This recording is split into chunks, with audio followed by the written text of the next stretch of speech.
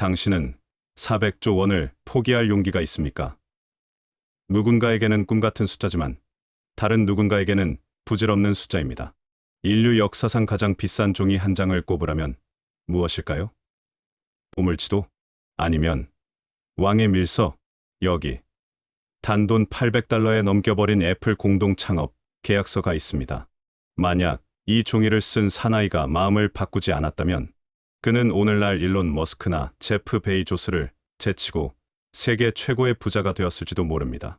그의 이름은 로널드 제럴드 웨인, 사실상 애플의 세 번째 창업자입니다.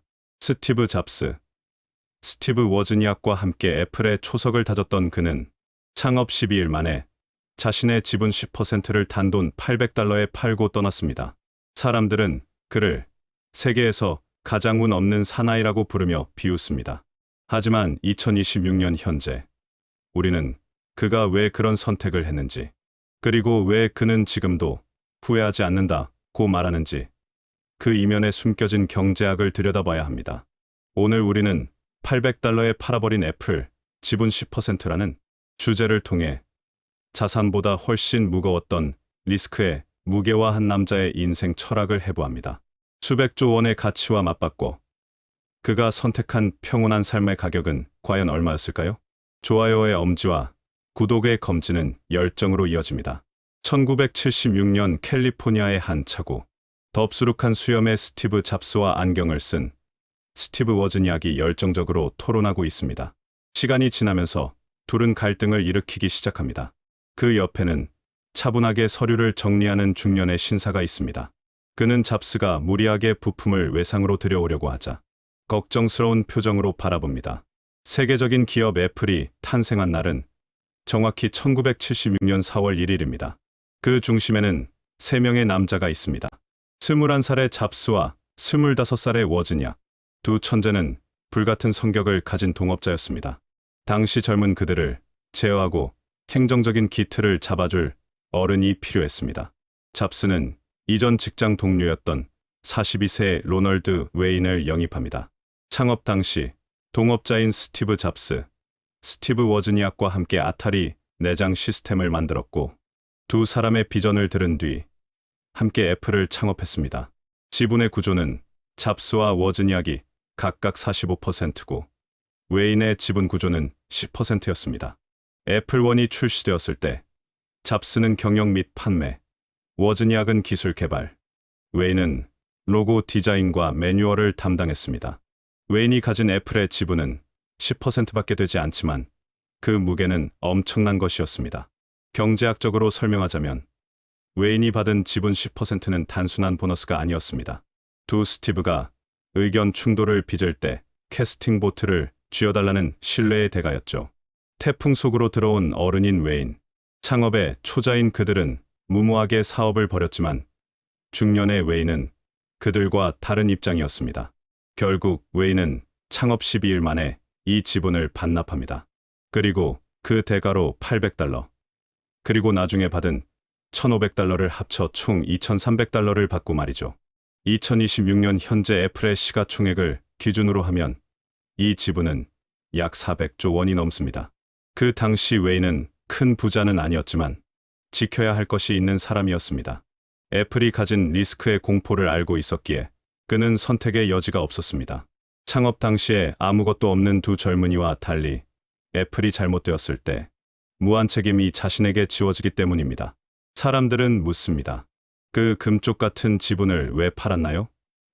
웨인의 대답은 냉정했습니다. 당시 나는 그들의 빚을 갚을 준비가 되지 않았습니다.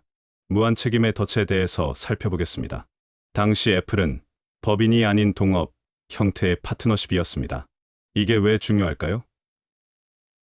만약 회사가 망해서 빚을 1억 지면 돈 없는 잡스나 워즈니악 대신 돈이 있는 동업자의 주머니를 먼저 텁니다.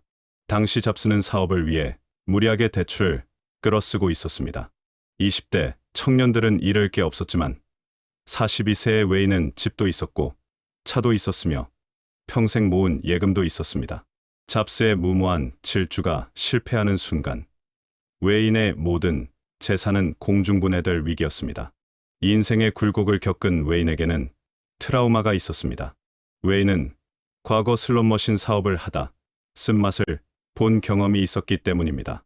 빚쟁이들에게 쫓기는 공포를 누구보다 잘 알았던 그는 잡스라는 태풍 속에 내던져진 자신의 전 재산을 보호하기 위해 탈출을 선택한 것입니다. 90세가 넘은 로널드 웨인이 평화롭게 정원을 거닐고 있습니다. 그는 젊은 스티브 잡스의 모습부터 화려하게 성공한 삶과 투병의 모습까지 모두 지켜보았습니다. 그리고 이른 나이에 죽어가던 마지막의 모습도 기억하고 있습니다. 웨인은 훗날 수많은 인터뷰에서 이렇게 말했습니다. 애플에 남았다면 나는 아마 공동묘지에서 가장 부유한 사람이 되었을 것이다. 웨인은 돈보다 비싼 스트레스의 값어치를 미리 알고 있었습니다. 잡스는 완벽주의자였고 지독한 워커홀릭이었습니다. 두 명의 스티브와 보조를 맞추려면 자신의 영혼을 갈아 넣어야 한다는 사실을요. 400조 원이라는 숫자는 달콤하지만 그 돈을 얻기 위해 겪어야 할 수십 년간의 소송, 경영권 분쟁, 그리고 잡스의 불같은 성격을 견뎌낼 자신이 없었던 것입니다. 애플을 떠나고 웨이는 자신만의 행복을 찾았습니다. 평소 자신이 좋아하는 오락기, 설계 등을 하며 조용히 살았습니다. 비록 백만장자는 아니지만 그는 자신의 결정 덕분에 수십 년간 평온한 잠을 잘 수 있었다고 자부합니다. 그는 부의 축적보다 자신이 감당할 수 있는 삶의 속도를 선택한 것입니다. 하지만 그에게도 진짜 뼈아픈 실수가 있었습니다. 바로 종이 한 장의 기회비용을 말입니다. 어느 경매장에서 망치 두드리는 소리가 납니다. 애플 창업 당시 본인이 직접 작성한 창업 계약서의 낙찰 상황입니다. 그것이 159만 달러에 낙찰되는 순간입니다.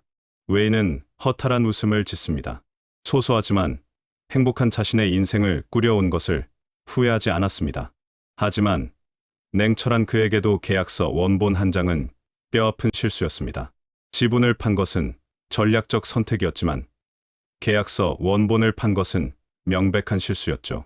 종이 한 장의 가격이 500달러에서 159만 달러가 되는 아쉬운 상황이 연출되는 과정은 이렇습니다. 웨이는 자신이 직접 타이핑한 애플 창업 계약서 원본을 25년 넘게 보관하고 있다가 1990년대 초에 단돈 500달러에 수집가에게 팔았습니다. 어차피 먼지 쌓인 종이인데 라고 생각했겠죠. 하지만 이 종이는 2011년 경매에서 159만 달러, 당시 한화로 약 21억 원에 낙찰되었습니다.